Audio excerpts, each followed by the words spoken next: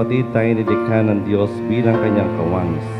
Tinawag niya tayo upang mabuhay sa pamamagitan ng pag-ibig at para sa pag-ibig. Ito ay pinahayag sa inyong pag-ibigan, Dennis at Jennifer.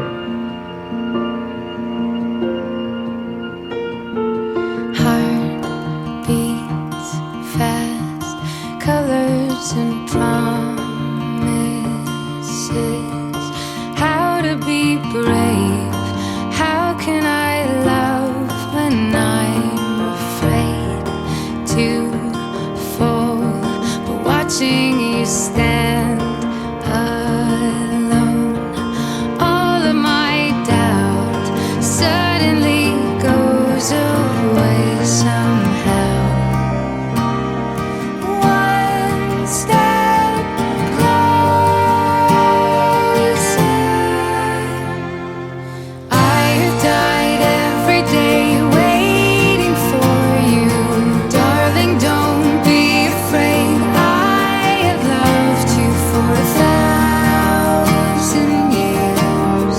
I love you for 1,000 more. Jennifer, sa harap ng Diyos at ng kanyang sambayanan, pinitipan kitang maging aking may bahay. Time stands still, beauty in all she is. I will be brave. I will not let anything take away what's standing in front of me. Every breath, every hour has come to this.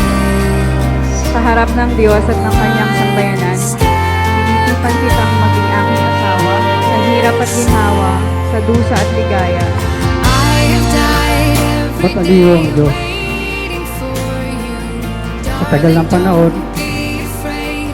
dito rin pala tayo uwi. Dati, kaklase lang kita, kaibigan, hindi pinapansin, pero dito pa rin talaga. All along I believed I would find you. Time has brought your heart to me. I have loved you for 1,000 years.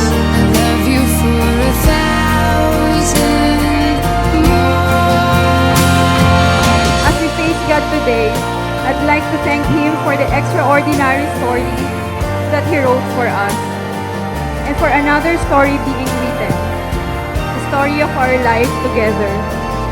Kaya sa'yo, Densyo ng NS2 ng PLSU, salamat sa pagiging barkada, sa random na tawanan at kulitan. One step closer. Hinihiling ko o pinapangako ko ang perpektong pamumuhay. Yung mga dumarating man na malakid, pasasaan, naniniwala ko, happy ending pa rin. Nagpapasalamat ako sa Diyos, sa iyong mga magulang, kasi nandito ka. Mahal na mahal kita. All along I believed I would find you.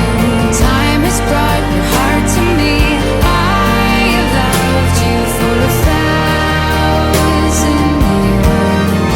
I love you for 1,000 more.